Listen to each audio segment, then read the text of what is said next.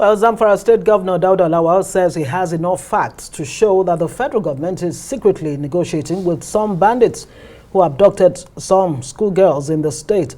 Well, the latest comment from the Northwest Governor follows a denial by the government, that's the federal government, that it has not mandated anyone or any group of persons to negotiate on behalf of the government with the criminals. Well, the governor, who has consistently ruled out the option of dealing with bandits, is now threatening to expose the agents of the federal government behind the secret negotiation with bandits. In a statement, the spokesperson of the governor, Sulaiman Bala Idris, accused the information minister of discrediting the state government's claim without verifying it first. Well, joining us now is the spokesman of the Zamfara State Governor, Sulaiman Bala Idris. Good to see you and thanks for your time. You were quoted there. First, quickly here, these are weighty allegations for your state to say they are going to reveal some of these names. But first, let's talk about the situation at the moment, those that were kidnapped and how it's going about, how your state is going about the rescue. Well, thank you for having me. On the issue of abduction of the students of Federal University Gusau, since on Friday the governor summoned for a Security Council meeting and he was briefed by the heads of the security operatives in the state. And since the night of the abduction, the security operatives, the joint task force, started operations in Zamfara. And what they did is that they trapped the bandits within Zamfara. They don't want them to leave Zamfara with the abducted students. Till now, they are still trapped in Zamfara, and the security forces are still on it. They are going there after them, trying to see how they can rescue the victims. And we have received positive reports of victims being rescued from the bandits. So the governor is on it, the security operatives were on it as well. So what you're saying is that the state government of Zamfara State is able to cordon off all the borders exactly. Around Zamfara in a way that will prevent the bandits from escaping. Do you know exactly where they are? I don't want to share that information with the media because that means I will preempt the effort of the security forces. Now, speaking of preempting the efforts of security forces, this, seeming disagreement between your state government and the federal government on the issue of secret negotiations. The government says it has not, given anybody the job to negotiate on behalf of the federal government. But you're saying you have proof. What exactly is your proof? And don't you think that your alarm raised by the state government, could actually jeopardize whatever efforts are being made to rescue the bandit, those who've been abducted? I think there is a mix-up. Because what happened is that we requested for clarification from the federal government, asking the federal government to clarify that who are the people, who are the agents of the federal government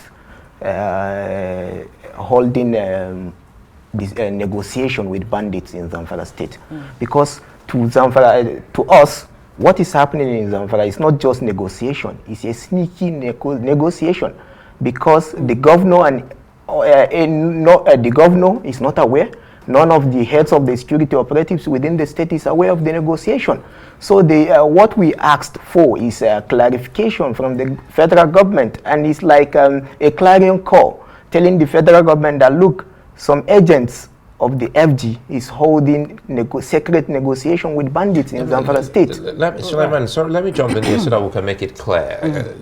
If your state is saying it is aware, categorically speaking, of some kind of sneaky, in your words, negotiation with the bandits, but again, you're also in the same vein saying, you just said that the government is not aware of any kind of negotiation. So as a responsible government, you must gather intelligence and information of what is happening within your state. So we did our groundwork, we got intelligence, we gathered information. That was how we got the information that a sneaky negotiation is ongoing between some agents of the federal government and the bandits. So we called the attention of the federal government to clarify that who are the people behind this negotiation, because the state governor is not aware. But the federal government is insisting that it has no negotiation. That was why we responded. That was why we responded that we have facts, hard evidence that is exposing the names of the agents, which we don't want to expose in the media. If they want to know, they should call the governor. The governor will talk to the president. Has the governor himself even reached out? Sorry, Sulai. Has the governor reached out to the federal government? Yeah, or has the government on its part, the federal government, reached out to you? I mean, since you raised the alarm about the secret negotiation. The governor did. Right. What's the response been? They are on it. The federal government is not aware of the sneaky negotiation. Some agents of the federal government were doing it by themselves. Without the federal government knowing. So that is why we are calling it a sneaky negotiation. You know, we've spoken with some experts, some security experts, and this is Nigeria. And, our hearts to the families of the kidnapped victims. But again, you know how it works sometimes. It could be that, has your government been able to find out if these negotiators are not working on behalf of the families of those kidnapped? We are not talking about the abducted victims of the Federal University.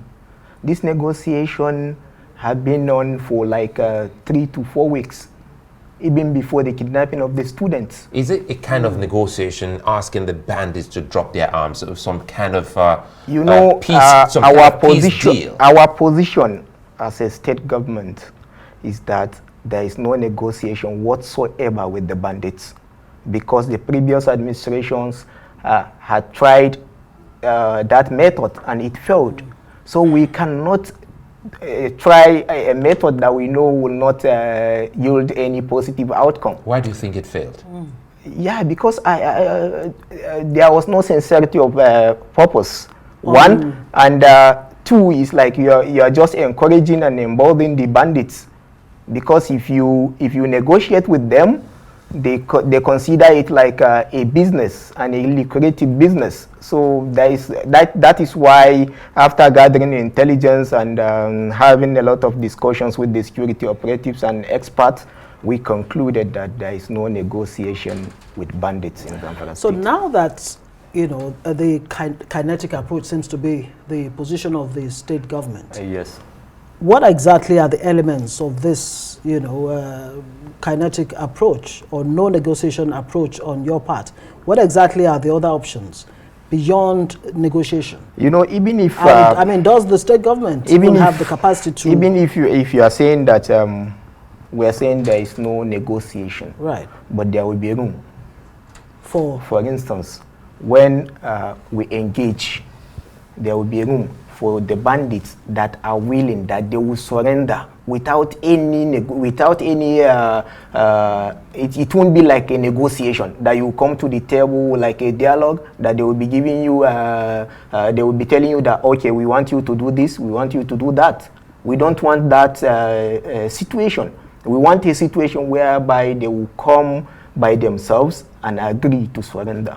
Now, and your question, back to your question, just a few weeks ago during the Executive Council meeting, the governor approved for the employment of 4,200 civilian JTF. So each local government will have 300 civilian JTF to complement the effort of the security forces in the state. So this is one, and there are other things that we are doing that in due course it will be out to the public and we'll share it with the media. Right, I know the state governor has banned all mining in the state. Is that effective? I mean, I guess it has to do with the security situation in the state. How effective is it so far?